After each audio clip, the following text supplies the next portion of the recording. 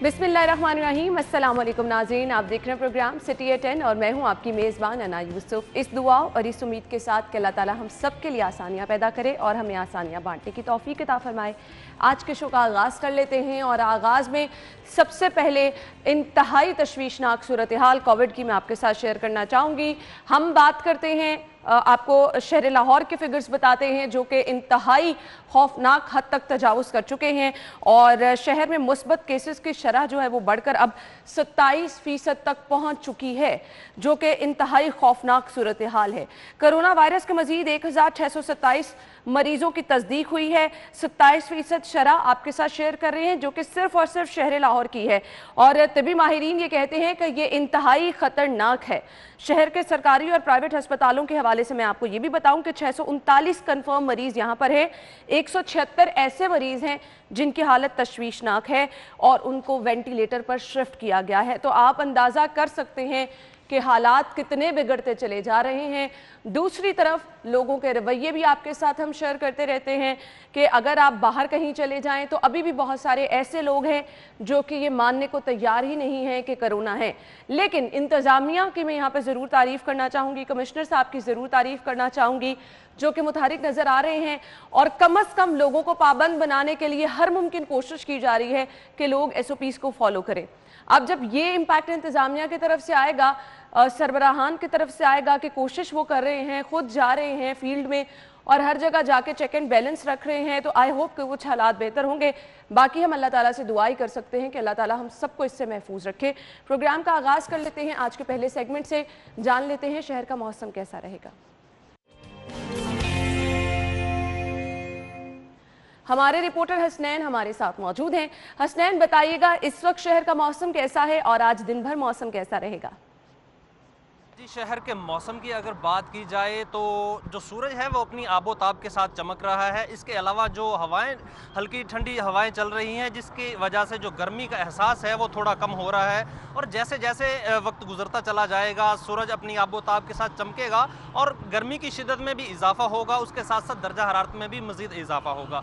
दर्जा हरारत की बात कर ली जाए तो इस वक्त 25 डिग्री सेंटीग्रेड दर्जा हरारत है, आज कम से कम 14 जबकि ज़्यादा से ज़्यादा 31 डिग्री सेंटीग्रेड दर्जा हरारत रिकॉर्ड किया जा सकेगा। इसके अलावा अगर हवा में नमी के तनासुब की बात की जाए तो इस वक्त जो हवा में नमी का तनासुब है वो 20% के करीब है और जो हवा है वो तकरीबन 37 किलोमीटर पर घंटा की रफ्तार से चल रही है। इसके अलावा अगर महकमा मौसमियात की बात की जाए तो महकमा मौसमियात के मुताबिक जो शहर का मौसम है वो गर्म और खुश्क रहने के अमकानात हैं और आइंदा जो 48 घंटे हैं 48 घंटों में जो शहर का मौसम है वो मुतदिल रहेगा और गर्मी की शिद्दत में मज़ीद इजाफा हो सकता है। जी ठीक है जी हसनैन, बहुत शुक्रिया, आपने हमें मौसम की सूरत हाल से अपडेट किया। अब हम नजर डालते हैं शहर की सूरत हाल पर। आज की लीड स्टोरी, जैसा कि मैंने आपसे कहा कि खतरे की घंटी बज उठी है और खबर यह है जी शहर में कोरोना की शरह जो है 27% तक हो गई है। मजीद 29 लाहौरिये दम तोड़ गए।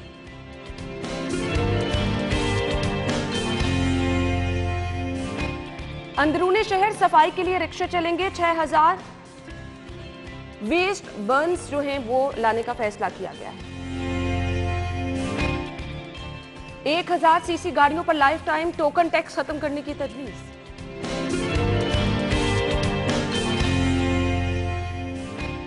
और शहर के 49 स्कूलों में तरक्याती काम नामुकम्मल।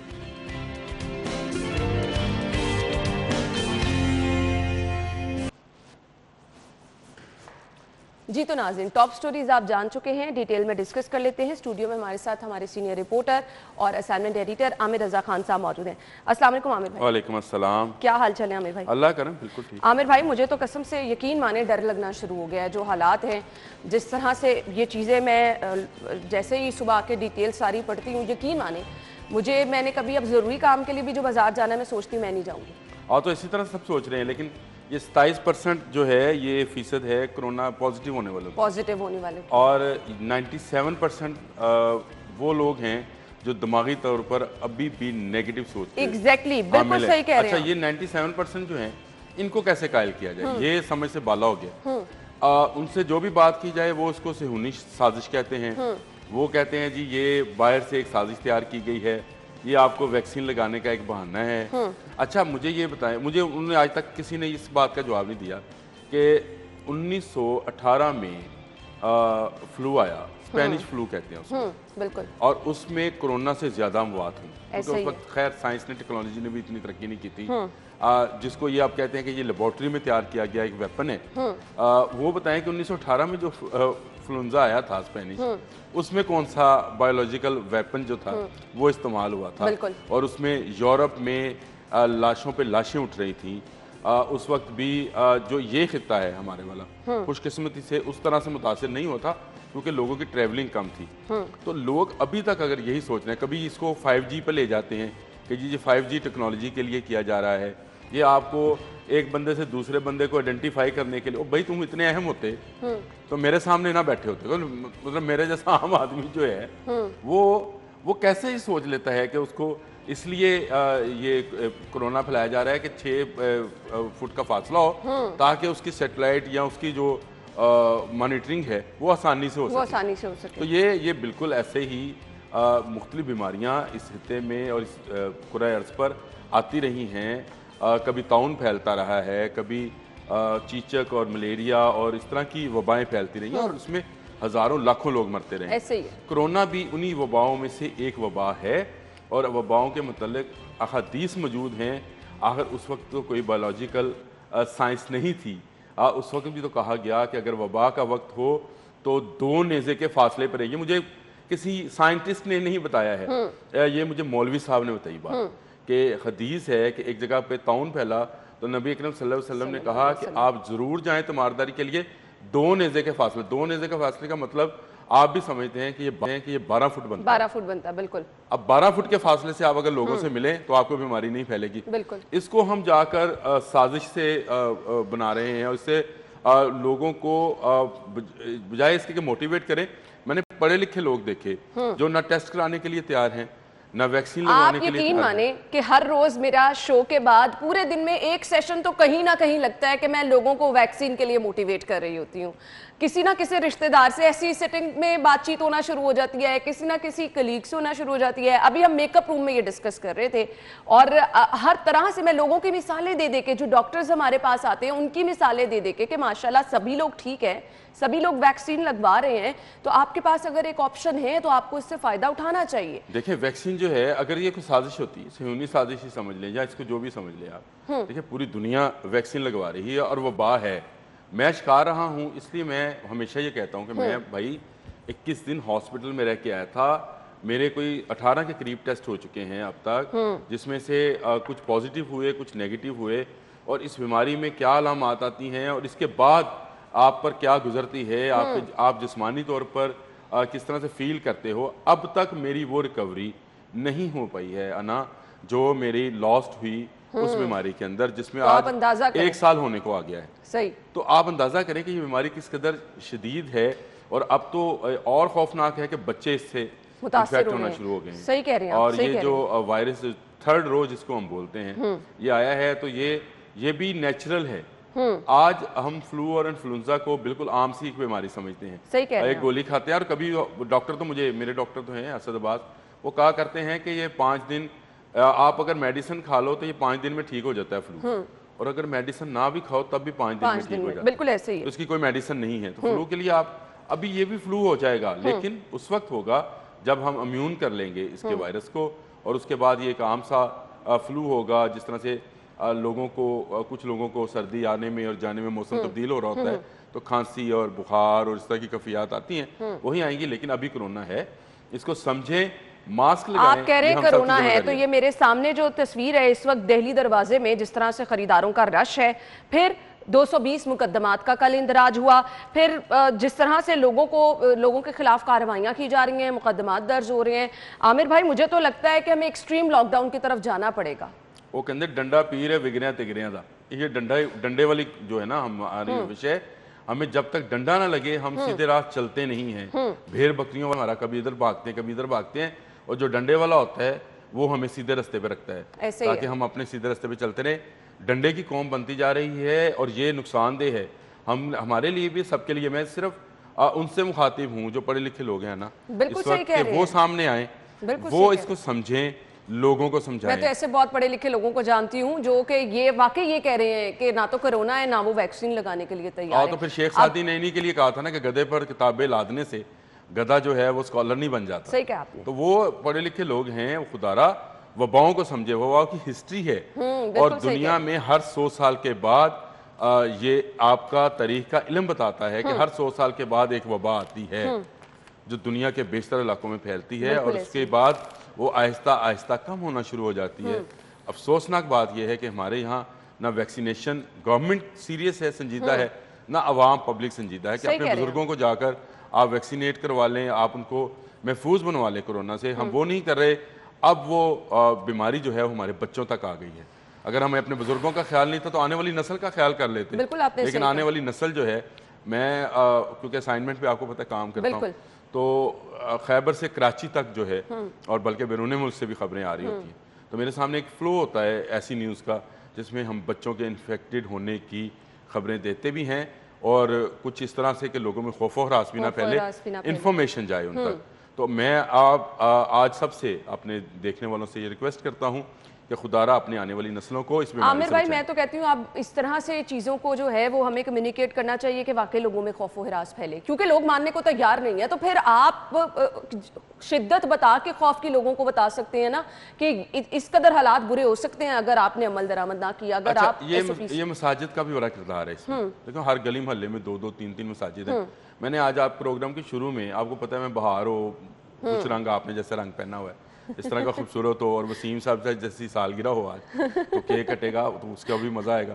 तो वो इस तरह की चीजें हो तो मैं इस तरह की बातें करता हूँ, बट मैं वाकई में इस बारे में संजीदा हूँ। अगर ये मौलवी साहब, एक मौलवी साहब ये बता सकते हैं कि वबाएं होती हैं, नबी करीम सल्लल्लाहु अलैहि वसल्लम की हदीस मौजूद हैं वबाओं के मुतल्लिक और आपने कितने फासले पर रहना है, तो इसका उस बायोलॉजिकल वॉर से कोई तल्लक नहीं है। बिल्कुल। और ये बिल्कुल एक वबा है। जिस तरह से डेंगी एक मच्छर आया था वो भी एक वबा की शक्ल इख्तियार कर गया था, इसी तरह से कोरोना भी एक वबा है। अल्लाह पाक पूरी कायनात को इस वबा में से बाहर निकालें। लेकिन समझने की बात यह है कि हमारी मेंबरों से, हमारे मसाजिद से, हमारे मज़ारात से ये आवाज़ उठनी चाहिए कि लोग मास्क पहने, लोग एक दूसरे के साथ कुछ अरसे के लिए फासला इख्तियार करें, तो ये वबा खत्म हो जाएगी और उसके बाद हमेशा हमेशा के लिए हम अपनी वापस उस जिंदगी में लौट आएंगे जिसमें मेले भी थे, ठेले भी थे। लाहौर के बारे में कहा जाता है कि 7 दिन ते 8 मेले कम करा मैं केरे वेले, वो वाला आ जाएगा। इंशाल्लाह वो वक्त वापस आएगा। लेकिन प्लीज रिक्वेस्ट यही है आप लोगों से एहतियात करें। इसके साथ साथ कुछ हमने कोरोना की मौजूदा सूरत हाल से ही जुड़ी सवालात मेरे जहन में हैं, जैसा कि अभी है जी शहर के टीचिंग अस्पतालों की तशखीसी सहूलत जो है टेस्ट की, वो नमूने प्राइमरी हेल्थ भिजवाने से नताइज में ताखीर है, टेस्ट की सहूलत भी कम है।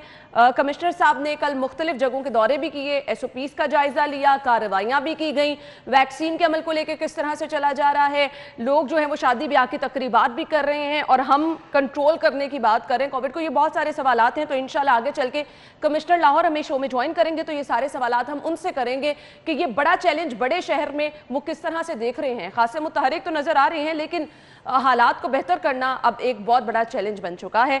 फिलहाल हम एक ब्रेक लेंगे, ब्रेक के बाद जब वापस आएंगे तो हम बात करेंगे कि शहर की सफाई और खास तौर पर अंदरूनी शहर की सफाई के लिए जो नया टास्क सोचा गया है वो किस हद तक कारगर साबित हो सकता है। ब्रेक के बाद इस पर आएंगे, हमारे साथ ही रहिएगा।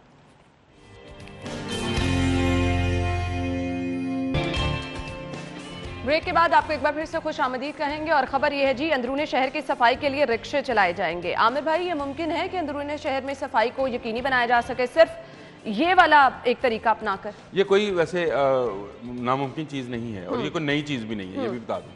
अंदरूनी शहर के लिए साबका दौरे हुकूमत में, शहबाज शरीफ साहब के दौरे हुकूमत में एक wall city waste management authority company बनी थी। सही। और उसके जिम्मे भी रक्षे थे, रावी रोड पर इसका दफ्तर था। अच्छा। और वहीं से रक्षे जो थे वो ऑपरेट होते थे और लाकर कूड़ा करकट गलियों बाजारों में से वो फेंकते थे बंद रोड के ऊपर। जब से नई हुकूमत आई तो वो ज़रा उनकी तनख्वाहें वगैरह का बना और वो मामला बंद हो गया। अब उसी को रिवाइव करने की दोबारा बात हो रही है। ये कोई नया तरीकाकार नहीं है और अंदरूनी शहर में वाकई में सफाई का बहुत बड़ा मसला है। आप जिस बाजार में चले जाएं, जिस दरवाजे से चले जाएं, क्योंकि मेरा भी तल्लुक अंदरूनी शहर से है, तो कमर्शलाइजेशन ने एक तो इसका हुस्न के ना दिया, दूसरा गंदगी के ढेर लगा। अंदर फैक्ट्रियां भी हैं, दुकानें भी हैं, छोटे छोटे यूनिट्स हैं, ऐसे ही है। और वो काम भी करते हैं। चले लोगों का रोजगार भी है, उससे हम ये नहीं कहते हैं। जो मोस्टली दुकानदार हैं वो रहते शहर से बाहर हैं, लेकिन अंदरूनी शहर वो कारोबार के लिए आते हैं।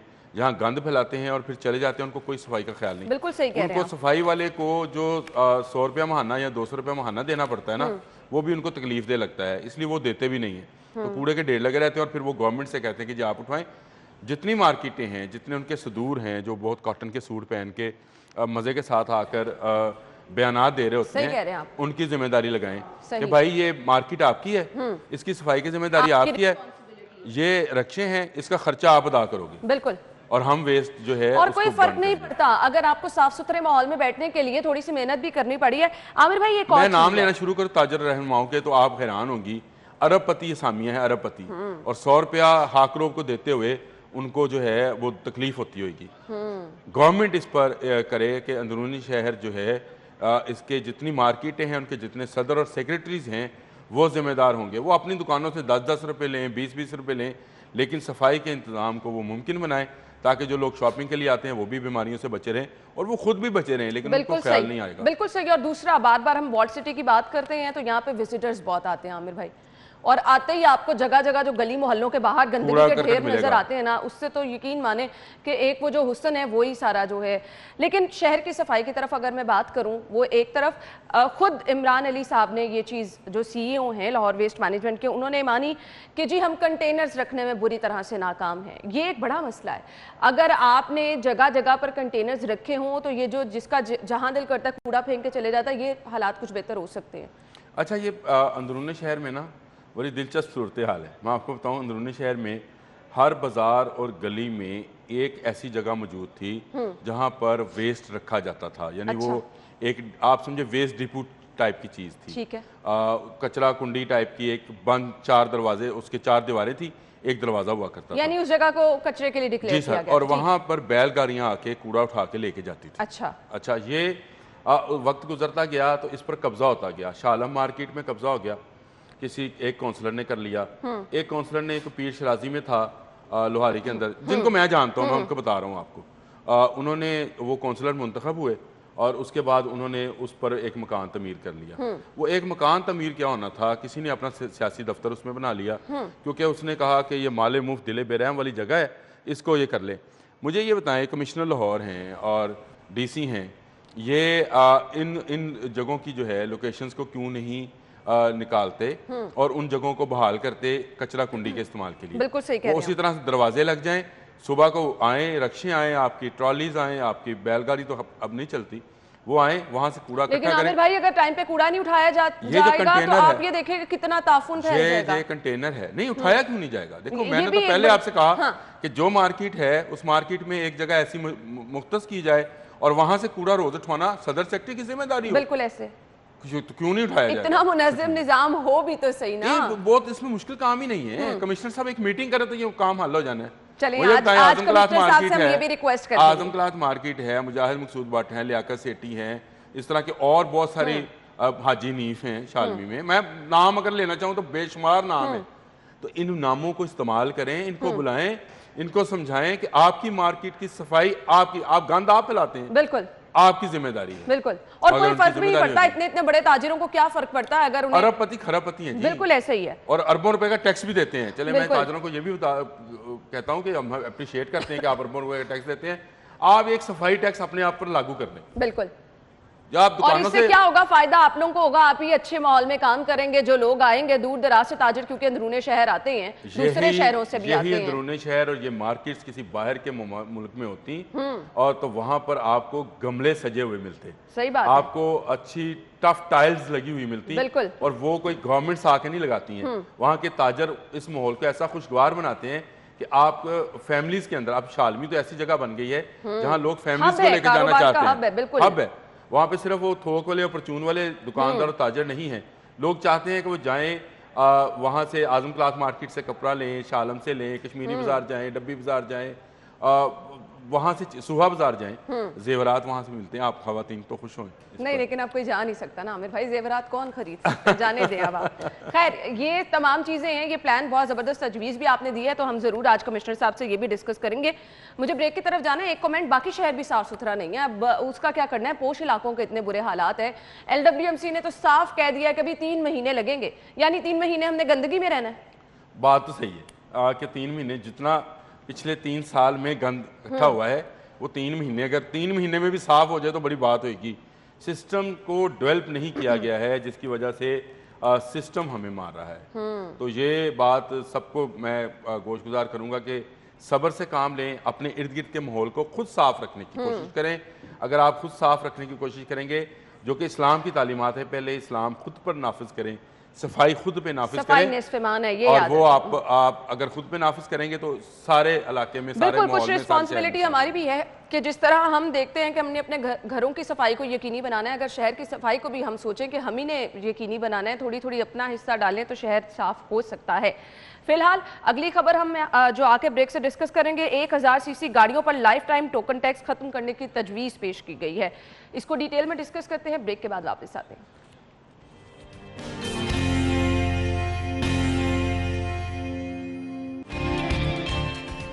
ब्रेक के बाद आपको खुश आमदीद कहेंगे और ख़बर यह है कि एक्साइज अफसरान ने इस तजवीज़ की मुखालफत की है। 1000 सीसी गाड़ियों पर लाइफ टाइम टोकन टैक्स खत्म करने की तजवीज़ पेश की गई थी। क्यों मुखालफत की गई आमिर भाई? अच्छा किया जाए अगर मुखालफत की है तो। देखिए, ये शहबाज शरीफ साहब का बहुत अच्छा इकदाम था। ये जो टोकन टैक्स के नाम पर गुंडागर्दी थी, जो नाके लगाए जाते थे कि जी आपकी गाड़ी जो है इसके इतने टोकन शार्ट हैं तो आप दें। उसने कहा जी आप गाड़ी खरीदें, लाइफ टाइम टोकन टैक्स दें। एक तो गवर्नमेंट को लगी बंदी रकम आ गई, उसके बाद उसकी सर दर्द खत्म हो गई। सही। तो ये एक्साइज इंस्पेक्टर भी इस बात पर खुश थे कि चले एक दफ़ा का लाइफ टाइम टोकन लगा 1000 सीसी की गाड़ी को, उसके बाद वो सारा जिंदगी जो है वो टोकन उसकी जरूरत ही नहीं रहेगी। तो इतने कागजात में, इतनी फाइलों में जाने की जरूरत नहीं। जब गाड़ी ले रहा है, जिस वक्त वो ले रहे होते हैं ना, उस वक्त उसके लिए पैसे जमा कराना इकट्ठे कोई काम नहीं होता, क्योंकि वो समझता ये है कि ये गाड़ी की कीमत में शामिल है। तो वो बहुत अच्छा इंतजाम था। इसको तो बल्कि बाकी गाड़ियों पे भी लेके जाना चाहिए। मैं तो ये कहता हूँ आप 1300 सीसी तक जाएं। आप आमिर भाई, आपने लगता है खुद गाड़ी ले ली है, तो अब आप कह रहे हैं मेरे पास अल्हम्दुलिल्लाह दफ्तर की गाड़ी है और 1300 सीसी ही है। सही है। मैंने कहा शायद आपने खुद गाड़ी ले लिया, आप कह रहे हैं कि नहीं, वो मेरा टोकन टैक्स क्योंकि सर काम है, ऑफिस वाले जाने, उनकी गाड़ी है, वो उन्होंने दी है, तो उसकी मेंटेनेंस, उसका टोकन टैक्स वो सारा उनके जिम्मे है। तो वो पूरी खुशउस्लूबी से ये सरंजाम भी दे रहे हैं। लेकिन अगर और इसके बेहतर नताइज मिले थे तो मैं नहीं समझता कि इसको सिर्फ इसलिए कि ये शहबाज शरीफ दौर में शुरू हुआ था इसको ख़त्म कर दिया जाए। आप नए एक मुसीबत में पड़ेंगे, नए तरीके से फिर आप लोगों के टोकन टैक्स जो है शॉर्ट होंगे, फिर वो आप उसके पीछे भागेंगे। ऑलरेडी इतने एक्साइज के मसाइल हैं कि ये एक नया मसला खड़ा है। इकट्ठी रकम ले जी, जब आए दो चीज़ों की मैं हमेशा ये इसकी हिमायत करता हूँ। ये टोकन टैक्स खत्म होना चाहिए, उसकी जगह फिक्स टैक्स आना चाहिए जो गाड़ी लेते वक्त दे दे इंसान। और दूसरा, हर एक में वो जिसको चिप और सिम कहते हैं, जो लोकेट करती है गाड़ी कहाँ पे है, वो लगवानी लाजम करार थे। सही। कि जिसकी गाड़ी में जो खरीदेगा वो उसको लगी हुई चीज़ साथ मिलेगी। सही। वो उसका कोड ले, चिप ले, वो आ जाए, ताकि ये जो गाड़ियाँ चोरी होती हैं ये भी हो। क्योंकि हम लोग लाखों रुपए की चीज़ लेते हैं और चंद हज़ार रुपए की बचाने की खातर हम वो सिस्टम, वो रिस्क जो है वो बढ़ जाता है। ऐसे ही है। अली रामे ने ज्वाइन किया, चूंकि अली रामे की खबर है। अस्सलाम वालेकुम अली, क्या हाल चाल है आपके? अच्छा अली, ये कहिएगा कि ये लाइफ टाइम टोकन टैक्स खत्म करने की जो तजवीज़ पेश की गई है, अफसरान ने इसकी मुखालिफत कर दी है, क्या तहफ़्फ़ुज़ात है अफसरान को इस पे? देखें, ये तो जो स्पेशल मॉनिटरिंग यूनिट बनाया गया है उनकी तरफ से, जो कि हुकूमत का एक तैयार करता कायम करता एक डिपार्टमेंट है जो कि मॉनिटरिंग करता है रेवेन्यू के हवाले से, जो डिपार्टमेंट की परफॉर्मेंस के हवाले से। तो उनकी तरफ से एक प्रपोजल थी कि क्यों ना गाड़ियों का जो 1000 सीसी गाड़ियां हैं उनका जो लाइफ टाइम टोकन टैक्स है वो खत्म करके उनको सालाना टैक्स नेट में लाया जाए। तो इस पे उन्होंने एक प्रपोजल भी दी गवर्नमेंट ऑफ पंजाब को, और खास तौर पर हदायत है वो भी दी कि इस पे कोई इस तरह का मैकेनिज्म जो है वो तैयार किया जाए और इसके जो टैक्स है वो रिवाइज किए जाए, टोकन टैक्स जो है। तो इस पर महकमा एक्साइज के जो अफसरान हैं उनकी तरफ से कुछ तहफ़्फ़ुज़ात ये पेश किए गए कि अगर तो लाइफ टाइम टोकन टैक्स खत्म करना पड़ेगा तो इससे पंजाब का जो एक रेवेन्यू है, जो एक बहुत बड़ी तादाद में इनको मिल रहा है, जब गाड़ी की कोई भी शहरी रजिस्ट्रेशन करवाने के लिए जाता है तो उसका एक लाइफ टाइम टोकन टैक्स पे कर देता है, तो उससे एक रेवेन्यू उनको अच्छा मिल रहा है। लेकिन अगर जो सालाना टैक्स नेट में लाकर और इनके टैक्स रिवाइज किए जाएंगे, इससे शहरियों पे तो बर्डन पड़ेगा ही, और साथ ही हुकूमत पंजाब का जो एक रेवेन्यू का एक टारगेट होता है वो अचीव नहीं हो सकेगा। तो इस पर ये महकमा एक्साइज के जो तहफ़्फ़ुज़ात थे वो उन्होंने हुकूमत को आगाह किए। लेकिन ये अभी प्रपोजल है, इस पर अभी कोई हतमी डिसीजन जो है वो नहीं दिया गया, क्योंकि अब जो एक रिसोर्स मोबिलाइजेशन कमेटी है, जो टैक्स नेट के हवाले से, टैक्स को बढ़ाने के हवाले से एक कमेटी जो है वो तश्कील दी गई हुकूमत पंजाब ने। अब उसमें इसकी मजीद डिस्कशन जो है वो की जाएगी और डिस्कशन के बाद इसमें फैसला किया जाएगा कि आया जो 1000 सीसी गाड़ी जो कि हर आम शहरी के पास है, जो कि खास तौर पर ये छोटी गाड़ियां होती हैं, तो इनके टैक्स डिवाइस वो लाइफ टाइम टोकन टैक्स खत्म भी किया जा सकता है, लेकिन इस पे महकमा एक्साइज वालों के तहफ़्फ़ुज़ात हैं कि ये लाइफ टाइम टोकन टैक्स खत्म ना किया जाए, बल्कि इनको जो खास तौर पर एक जो पहले से रजीम चलती आ रही है उसी के तहत रखा जाए। और अगर सालाना टैक्स नेट में लाते हैं तो हुकूमत पंजाब को जो एक रेवेन्यू बहुत अच्छी तादाद में, बड़ी तादाद में मिल रहा है वो कम हो जाएगा। वो कम तो हो ये वो जाएगा। खदशात थे जो कि एक्साइज ने पेश किए थे। ठीक है, thank you so much. Ali रामे हमारे साथ मौजूद थे और इस खबर की डिटेल हमें अली ने बता दी है। तो अभी इस पर एज सच तो कोई फैसला नहीं हुआ, तजवीज़ पेश की गई है, आगे वक्त ही बताएगा कि इस पर किस हद तक इम्प्लीमेंट होता है। अगली खबर की तरफ बढ़ते हैं। अगली खबर हमारे पास है जी, शहर के 49 स्कूलों में तरक्याती काम जो है वो नामुकम्मल हैं और हेडमास्टर्स को 2 माह की डेडलाइन दे दी गई है। 49 जहां पर तरक्याती काम नामुकम्मल हैं, इस पे हमने बात करनी है। स्कूल्स के हालात ऑलरेडी हमारे सामने हैं, पूरा 1 साल बल्कि 1 साल से भी ज़्यादा वक्त हो गया है, स्कूल बंद है, लेकिन इसके बावजूद तरक्याती काम नहीं हो पा रहे हैं। बच्चों की फीसें भी बहुत सारे स्कूलों में वसूल की जा रही हैं। इस पर हम डिटेल में बात करते हैं, ब्रेक के बाद आते हैं।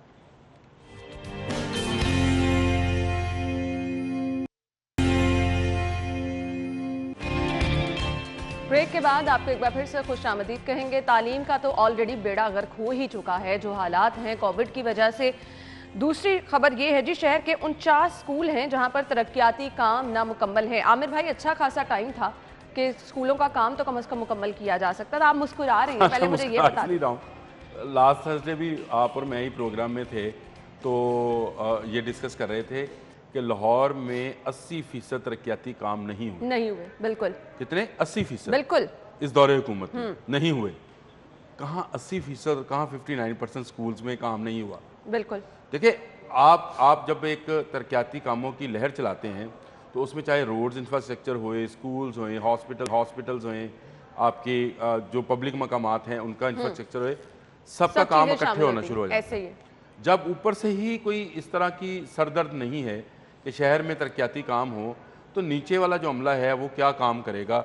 59 स्कूल, मैं तो समझता हूँ ये बहुत कम तादाद है, और वहाँ पे शायद 49 चलिए 49 और बहुत कम तादाद है, ये तो बहुत ज्यादा होनी चाहिए थी। ये डेडलाइन कौन देता है, मुझे सिर्फ ये बता दे। और डेडलाइन देने वाले क्या कोई फॉलो अप नहीं करते कि उनकी डेडलाइन पर अमल दरामद? डेडलाइन का मतलब ये होता है कि मनसूबा यहाँ जाके डेड हो जाएगा, सही हो जाएगा, और वो मनसूबा फौत हो जाता है। सही क्या जो जिसकी डेडलाइन दी जाती है। कभी मुझे बताएं, आप भी इस जर्नलिज्म के अंदर आपको इतने साल हो गए और मुझे भी हो गए, मुझे आपसे मेरे ख्याल 2 गुना ज्यादा हुए होंगे, हमने कभी डेडलाइन पर काम होते देखा है? कभी भी नहीं। डेड होते देखा है, डेड होते देखा है। मुझे मुराद राज साहब की बड़ी बड़ी स्टेटमेंट्स याद आती हैं, बड़े बड़े दावे याद आते हैं, जो तालीम के लिए यकसा निसाब के तौर पर, यकसा तालीम के तौर पर, और मतलब सरकारी स्कूलों को तो क्या ही बना देना था। मुझे वो दावे याद आते हैं आमिर भाई। वो ख्वाब ख्याल की बातें हैं और जलसे की आमिर भाई स्टिल वही बातें करते हैं। वो अभी उसी ख्वाब ख्याल में है ना। अमेरिका से आकर आप यहाँ के सिस्टम को समझे बगैर उसको अमेरिकन सिस्टम बनाने की कोशिश करेंगे तो आप नाकाम होंगे। ये अंग्रेज ने भी नहीं किया था जो आप करना चाहते हैं।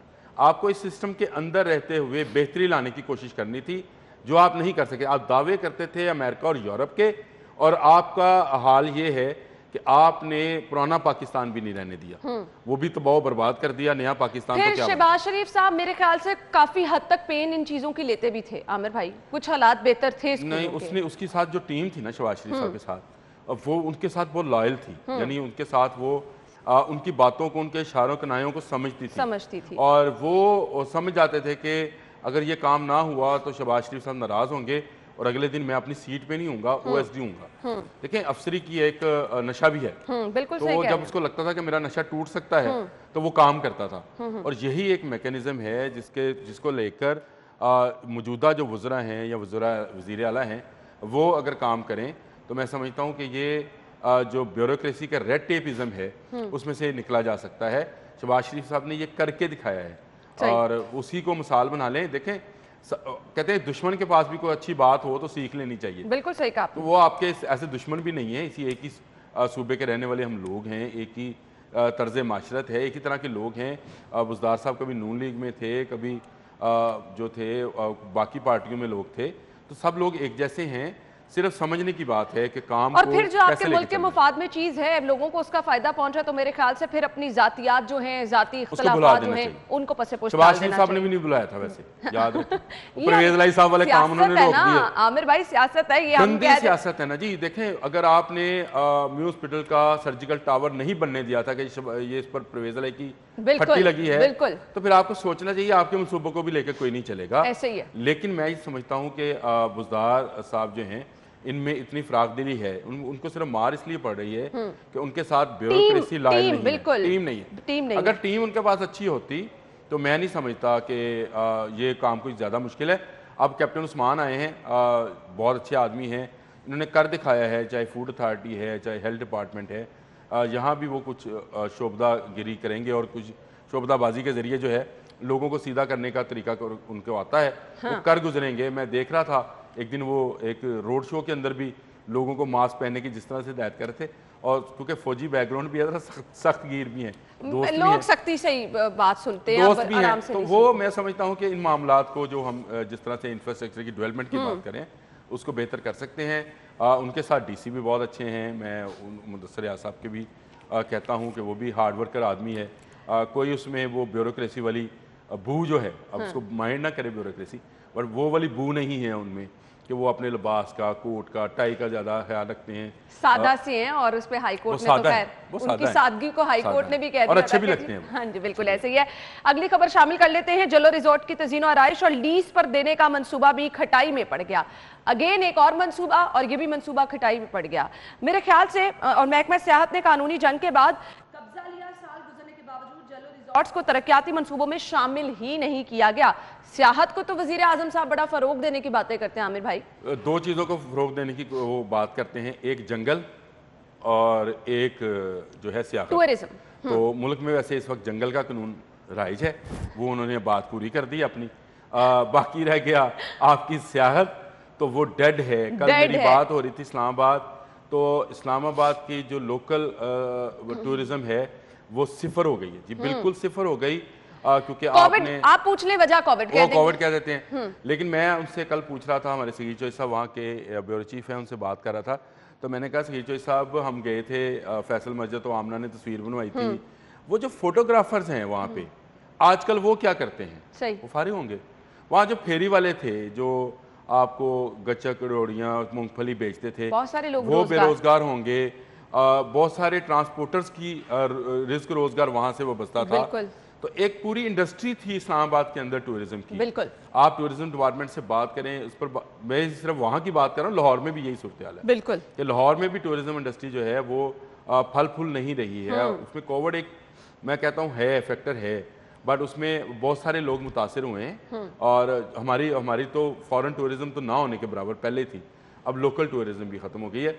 गवर्नमेंट को ये जल्लो सफारी पार्क को दोनों हालत में बहाल करना है, एक उसको टूरिज्म के लिए भी बहाल करना है, दूसरा ये जब बनाया गया था पार्क तो ये कहा गया था कि ये लाहौर का लंग्स हो गए, एक तरफ का फेफड़ा होगा जो ऑक्सीजन फ्राहम करेगा। एक तरफ जल्लो पार्क है, फिर बाग जना है, फिर रेस कोर्स है, तो लंग्स हैं, लंग्स ऑफ लाहौर कहते हैं तो वहाँ पे आज भी जंगल बन सकता है और मज़ीद फल फूल सकता है। फिर सफारी पार्क है, उसको लोग देखने के लिए जा सकते हैं और मुनासिब फासले के साथ जा सकते हैं। सफारी पार्क आप कि अपनी गाड़ी के अंदर बैठकर आप जानवरों को देख सकते हैं, बच्चों को दिखा सकते हैं। कोई ऐसा रिस्क भी नहीं है। लेकिन आमिर भाई आप इतनी जबरदस्त तजावीज़ दे रहे हैं, यहाँ तो चीज़ों की हिफाजत नहीं की जा सकती। खंडरात में तो तब्दील हो गया, बैरूनी चार दीवारी गिर गई है, जंगले भी गायब हो चुके हैं, बिजली का कनेक्शन मुनक़ता, तारे ही को चोरी करके ले गया, ये हालात है। जंगल वाली बात मैंने तो की, कहा कि जंगल का निजाम है, तो खान साहब को ये पसंद था, जंगल पसंद था उनको, जंगल का निजाम, तो जंगल का निजाम जो है वो यहाँ पर हर जगह पे लागू नजर आया। Thank you so much Aamir भाई, बहुत बहुत शुक्रिया। नाज़रीन, जो सिलसिला हमने शुरू कर रखा है, आपके किसी भी इलाके में अगर कोविड के हवाले से SOPs की खिलाफ वर्जी की जा रही है, व्हाट्सएप नंबर आपकी स्क्रीन पर है, इस पर आप हमें वीडियो बना के भेज सकते हैं। आपका मसला जो है वो हम अपने शो में जरूर दिखाएंगे। इसके अलावा भी अगर आपके इलाके में कोई गंदगी के लिहाज से, कूड़े के लिहाज से मसला है तो आप वीडियो बनाकर हमारे साथ शेयर कर सकते हैं। ब्रेक लेंगे, ब्रेक के बाद आपको ज्वाइन करते हैं।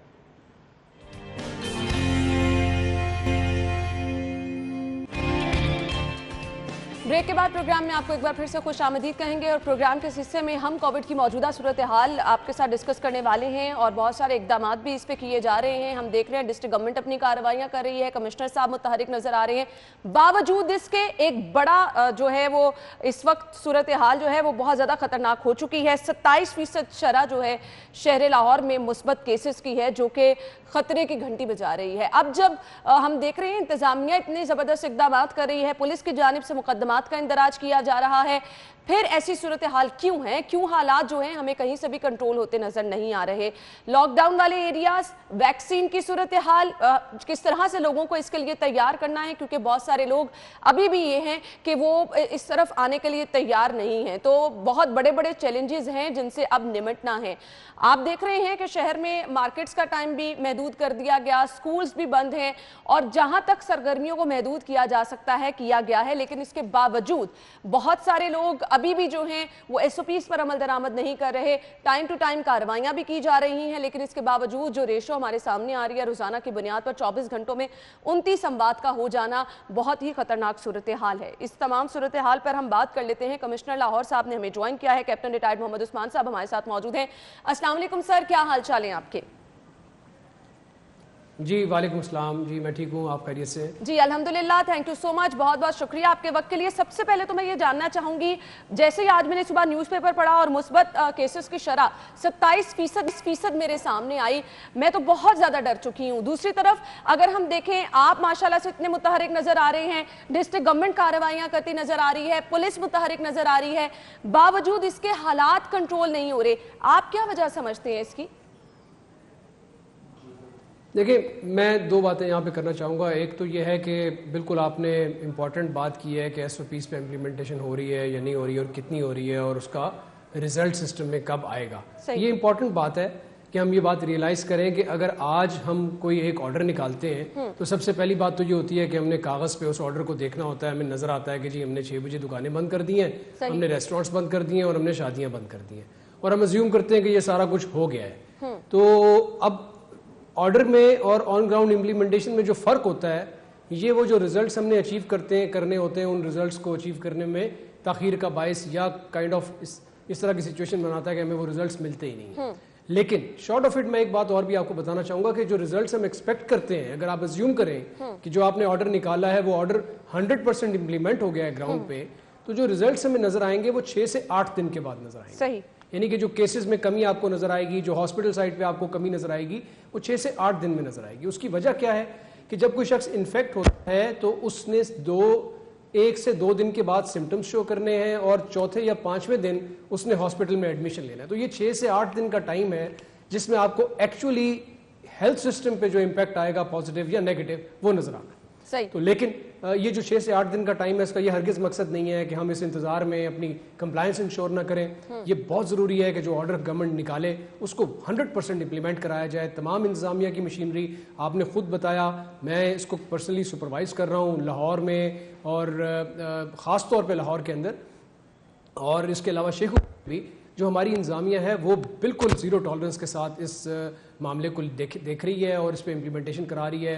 रात को मुख्तलिफ जगहों के ऊपर मुख्तलिफ टीम्स होती हैं, स्पेशल स्क्वाड्स होते हैं जो इसकी इम्प्लीमेंटेशन करा रहे हैं। इतनी खुशी के साथ लोग इस ऑर्डर को नहीं ले रहे, लेकिन हमारे लिए ये मजबूरी है क्योंकि हम इसको ऐसे देख रहे हैं कि अगर खुदा न खास्ता हमने ये मौका अपने हाथ से ज़ाया किया तो ना सिर्फ हमारे केसेस में इजाफा नहीं रुकेगा, ना सिर्फ हमारी अमवात में इजाफा नहीं रुकेगा, बल्कि इस तरह के लॉकडाउन जो हैं वो एक्सटेंड होंगे और इनको सख्त करना पड़ेगा, जिसका डायरेक्टली हमारी मईशत के ऊपर, हमारे गरीब की जिंदगी के ऊपर असर पड़ता है। तो हम इतना लंबा लॉकडाउन नहीं कर सकते, वो स्टेप्स उठाने पड़ते हैं, आपको मुकम्मल लॉकडाउन की तरफ जाना पड़ता है। कैप्टन उस्मान साहब, आप मुख्तलिफ जगहों के दौरे कर रहे हैं, लेकिन हम चाहते हैं हमारे शो के तवस्सुत से वो लोग अलर्ट हो जाएं जिन्होंने 6 बजे के बाद भी अपने कारोबार खोले हैं या फिर अपनी दुकानों पर, मार्केटों में SOPs की अगर वो खिलाफ वर्जी कर रहे हैं तो खिलाफ वर्जी करने वालों के खिलाफ कार्रवाई क्या होगी, ये भी कहिएगा। मैं एक बात जरूर कार्रवाई की बात भी करूंगा। आपको पता है कि पुलिस FIRs कर रही है, लोगों को गिरफ्तार भी किया जा रहा है और उसके ऊपर जो है वो एक्शंस जो है वो तो ऑल अक्रॉस आपको नजर आ रहे हैं। लेकिन देखिए, एक और बात बहुत जरूरी है जो हम कभी भी नहीं करते। पूरी की पूरी सोसाइटी जो है वो बुरी नहीं है। बहुत सारे लोग हैं जो हमारे ऑर्डर्स पे इंप्लीमेंटेशन कर रहे हैं। Exactly. आपको चंद रेस्टोरेंट्स खुले हुए नजर आते हैं, बाकी सारे के सारे बंद हैं। तो उन लोगों को क्या कसूर है जो रेस्टोरेंट्स बंद करके बैठे हैं? उन लोगों के लिए ये डिस्करेजिंग है कि हमने आज तक उनको कभी अप्रिशिएट नहीं किया और हमेशा हम ये बात करते हैं कि जी लोग एसओपीस पे अमल दरामद नहीं कर रहे, लोग नहीं कर रहे। मैं आपको बताऊं बहुत सारे लोग एसओपीस पे अमल दरामद भी कर रहे हैं, लेकिन ये जो नहीं करते ये डिस्करेजिंग है उन लोगों के लिए भी जो अमल दरामद कर रहे हैं, और ये सोसाइटी में भी एक नेगेटिव इंपैक्ट क्रिएट करते हैं। बिकॉज लोग बहरहाल आपको यहाँ पर खाना खाते हुए नजर आते हैं, बैठे हुए नजर आते हैं।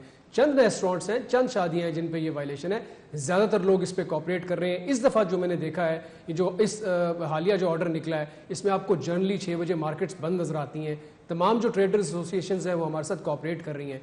इक्का दुक्का दुक्का जो वायलेटर्स हैं, we will take them to task, we will make them an example and we will ensure कि वो दोबारा इस तरह की हरकत ना करें। Their business premises will be sealed till such time ये ऑर्डर प्लेस में है, ताकि उनको दोबारा ये काम करने की जरूरत ना हो। But at the same time देखें, ये बहुत ज़रूरी है कि इन लोगों को ये देखें, अब ये एक ऑर्डर निकला है, उस ऑर्डर के ऊपर 80% 90% लोगों ने अमल दरामद किया है। 10-15 सिस्टम में ऐसे लोग मौजूद हैं जो सिस्टम को या डॉज करना चाहते हैं, या चीट करना चाहते हैं, या समहाउ ब्राइब करना चाहते हैं। हम उन लोगों को ना सिर्फ आइडेंटिफाई करेंगे अपनी साइड पर भी, लोगों की साइड पर भी, और अच्छा, सजा मैं अपनी तरफ भी दूंगा। एक बहुत बड़ा सवाल बहुत सारे लोग हमसे पूछते हैं, हमें इंस्टाग्राम पे, फेसबुक पेज पे हमारे मैसेजेस आते हैं कि जिस तरह से शराब बढ़ रही है मुस्बत केसेस की, क्या शहर में मुकम्मल लॉकडाउन पर भी गौर किया जा सकता है? देखिए, इसका सवाल मैं आपको बहुत सिंपल तरीके से बता देता हूँ। अगर हमने ये जो लॉकडाउन का ऑर्डर निकला है 12 तारीख तक, इस पे अच्छा अमल दरामद किया, तो मुझे पूरा यकीन है कि ये लॉकडाउन एक्सटेंड नहीं होगा। सही। और अगर हमने इस पे अच्छा अमल दरामद नहीं किया तो ये लॉकडाउन ना सिर्फ एक्सटेंड हो सकता है बल्कि सख्त हो सकता है। यानी कि सख्ती से मेरी मुराद यह है कि ये मजीद लॉकडाउन की तरफ, यानी कि जो सेक्टर्स अभी खुले हुए हैं, हो सकता है उनको हमें बंद करना पड़ जाए और ये ज्यादा सख्त हो सकता है। सही। एक और चीज मैं यहाँ पर डिस्कस करना चाहूंगी, वैक्सीन के हवाले से बहुत सारे लोगों को अब इस तरफ लेकर आने की जरूरत है। हम देख रहे हैं कि लोगों का रुझान जो है वो नजर भी आ रहा है, जैसे कि एक्सपो सेंटर में बहुत बड़ी तादाद में लोग वैक्सीन के लिए आए, लेकिन हर रोज आपको ऐसे लोग मिलते हैं जो कि मुखालिफत करते नजर आते हैं कि वो वैक्सीन नहीं लगवा सकते, इसके साइड इफेक्ट होंगे, ये असरात हो सकते हैं, वो असरात हो सकते हैं। कैसे आप लोगों को तैयार करेंगे कि ज्यादा से ज्यादा जो लोग हैं वो इस तरफ आए और वैक्सीन लगाने के लिए अपने आप को तैयार करें? बहुत इंपॉर्टेंट बात है ये। इसमें हम सबको अपना रोल प्ले करना होगा, गवर्नमेंट भी अपना रोल प्ले करेगी, डॉक्टर्स को बहुत इंपॉर्टेंट रोल है। देखें, आप मेरी बात शायद इतनी आसानी से, हुकूमत की बात लोग इतनी आसानी से नहीं मानेंगे।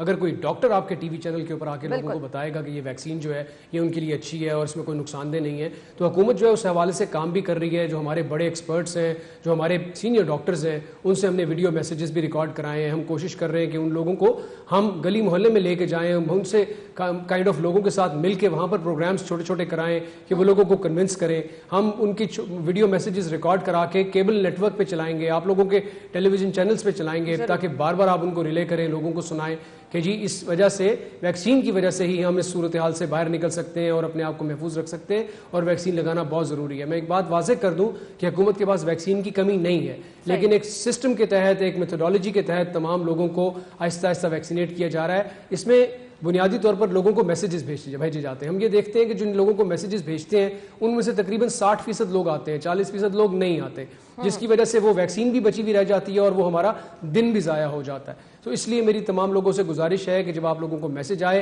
तो आप ज़रूर उसको अवेल करें। लाहौर में अब हमने नंबर ऑफ़ सेंटर्स भी बढ़ा दिए हैं, हम इससे ज़्यादा भी सेंटर्स इंशाल्लाह ताला बनाने जा रहे हैं। सोमवार को इंशाल्लाह हम एक और सेंटर का इफ्तिताह करेंगे जो कि डिफेंस के एरिया को फीड करेगा। PKLI के अंदर एक सेंटर बनाया जाएगा जो इस वक्त तैयार है।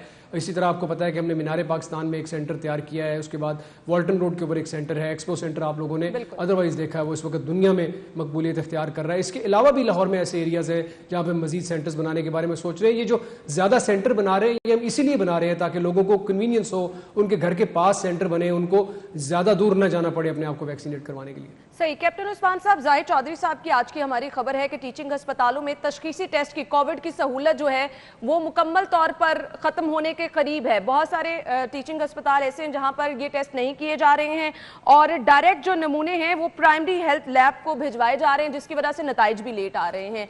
आप नहीं समझते कि अब ये टेस्टिंग जो है हमें बहुत ज़्यादा आम कर देनी चाहिए, इस सहूलत को आसान कर देना चाहिए, जबकि हम देख रहे हैं ये तो ख़त्म होती जा रही है?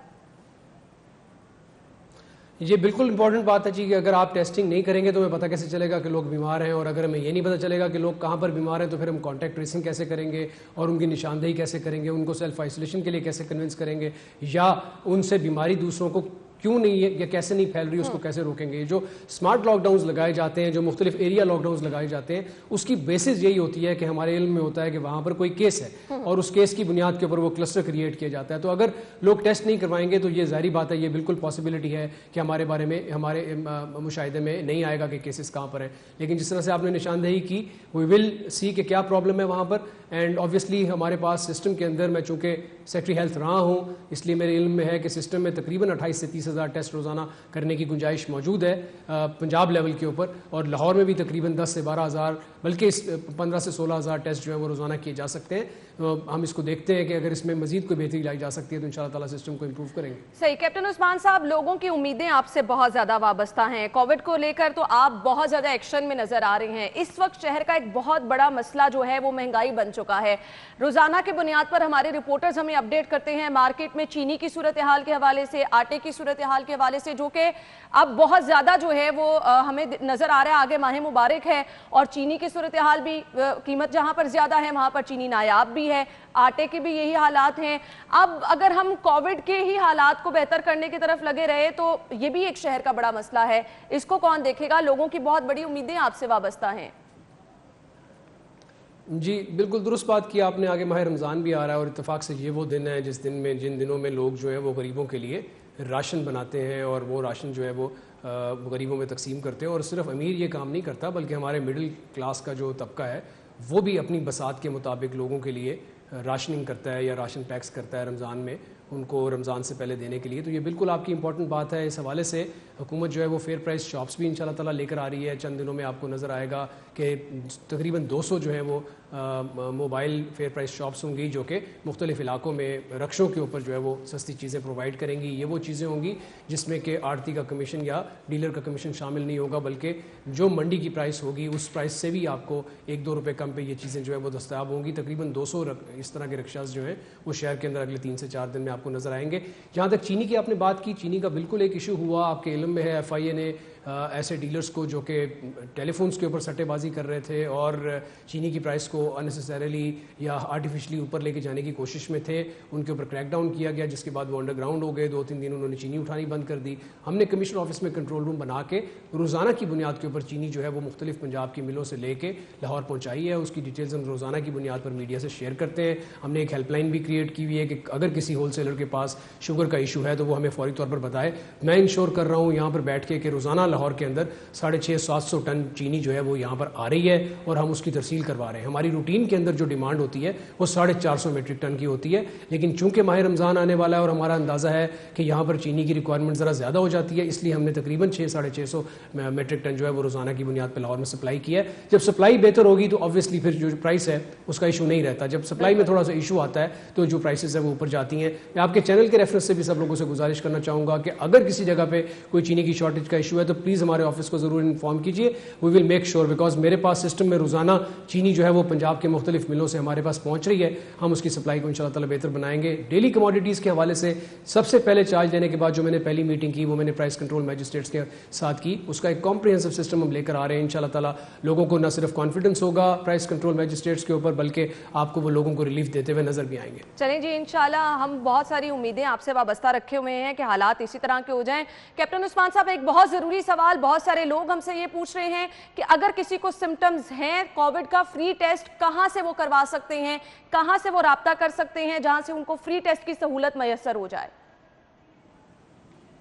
देखिए, हम रोज़ाना तकरीबन पंजाब के अंदर 20-22 हज़ार टेस्ट जो हैं वो होते हैं और वो फ्री होते हैं। उसमें किसी किस्म का कोई पैसा चार्ज नहीं किया जाता।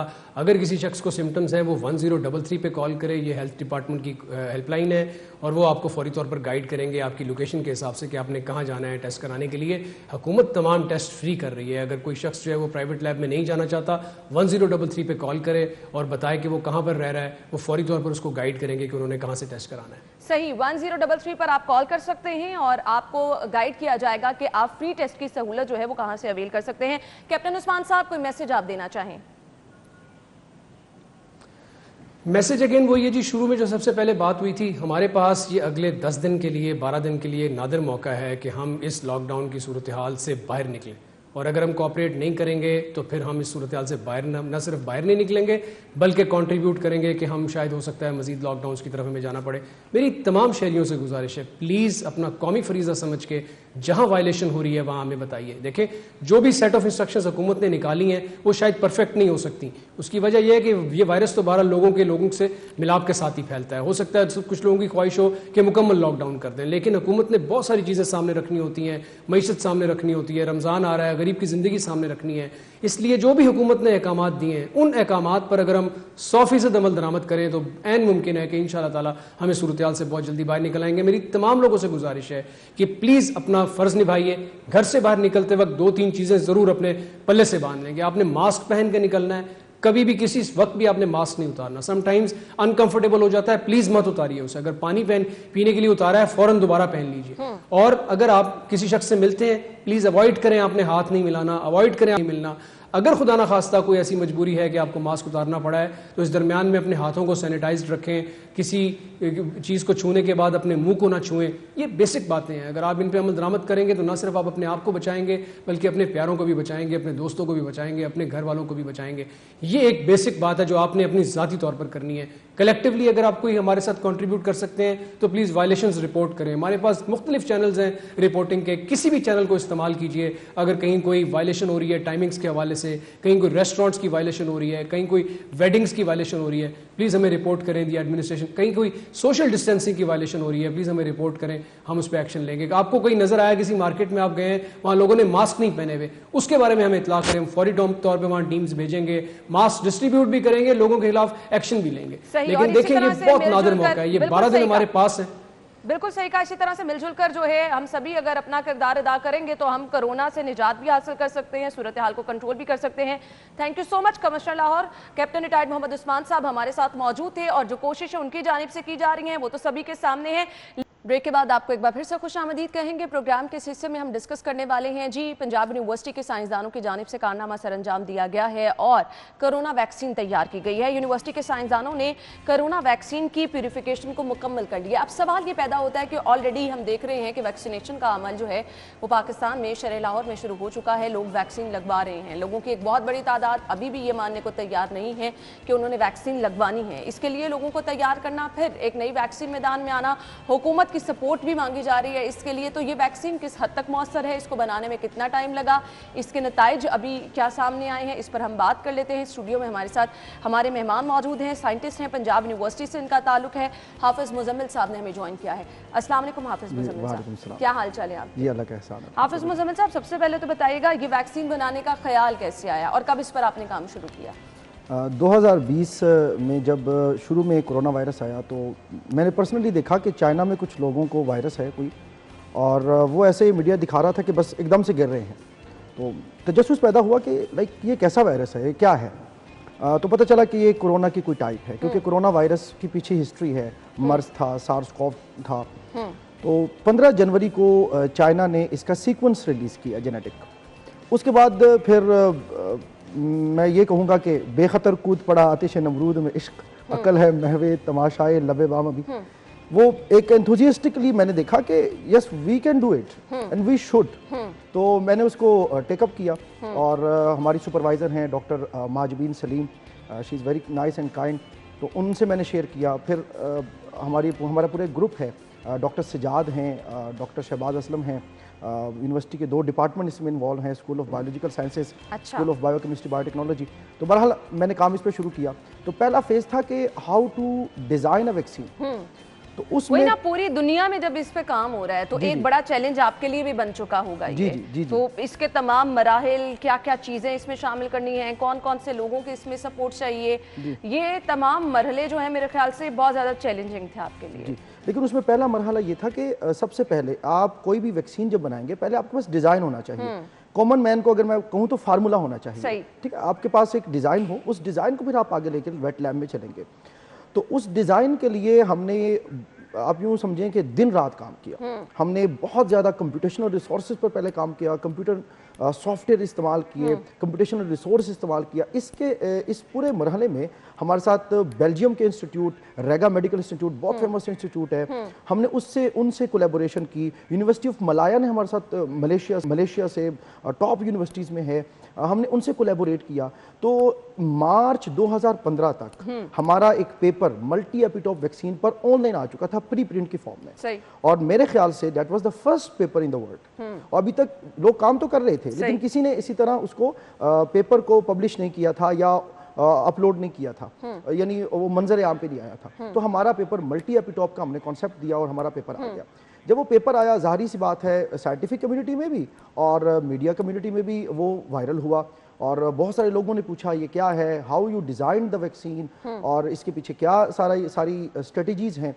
तो हमने एक जो कंस्ट्रक्ट बनाया हमने उसको पब्लिश किया। मीनवाइल हमने 3 और कंस्ट्रक्ट बना दिए। कंस्ट्रक्ट से मेरी मुराद ये है कि vaccine candidate they may have a potential to be a good vaccine. तो हमने 4 बनाए, लेकिन एक को चूंकि हम पब्लिक कर चुके थे तो हमने 3 को फिर पब्लिक नहीं किया कि कल को अगर हम इसको ट्रेडमार्क की तरफ जाते हैं, पेटेंट की तरफ जाते हैं तो हमें इशू ना हो। सही। तो इसमें फिर मैं ये समझता हूँ कि वाइस चांसलर पंजाब यूनिवर्सिटी जनाब प्रोफेसर डॉक्टर नियाज अहमद अख्तर साहब का बहुत बड़ा विजन था। उन्होंने हमें बुलाया और पूरी हमने उनको ब्रीफ किया। और मीनवाइल HEC ने कुछ फंड के लिए प्रपोजल मांगे, रिसर्च प्रपोजल। हमने HEC को रिसर्च प्रपोजल भेजा, PSF को भेजा, लेकिन अनलकीली अनफॉर्चुनेटली हमें ना HEC ने कोई पैसा दिया ना PSF ने दिया। क्योंकि मुझे लगता है कि हमारे यहाँ सिस्टम ऐसा है कि कोई नॉन पर्सनैलिटी नहीं है या रिनाउंड साइंटिस्ट नहीं है तो शायद आप पर लोग ट्रस्ट नहीं करते हैं, तो हमें वो नहीं मिला। लेकिन credit goes to vice chancellor university Punjab. अब आपकी ये वैक्सीन जो है वो अपने आखिरी मराहिल में मुकम्मल हो चुकी है। मैं इसमें गुजारिश करता हूँ, देखें वैक्सीन का पहला मरहला होता है आप उसको डिजाइन करें, ठीक है। दूसरा मरहला होता है आप उसकी क्लोनिंग एक्सप्रेशन तक लेकर जाएं, ठीक है। तीसरा मरहला है कि आप उसको प्योरीफाई कर लें लैब के अंदर, चौथा मरहला इसका है कि आप इस पे प्री क्लिनिकल ट्रायल्स करें। सही, प्यूरिफिकेशन तो आपकी हो चुकी है। इससे आगे हम बात करते हैं। नाज़िर मुझे ब्रेक का कहा जा रहा है, ब्रेक लेंगे और ब्रेक के बाद वापस आते हैं, हमारे साथ ही रहिएगा।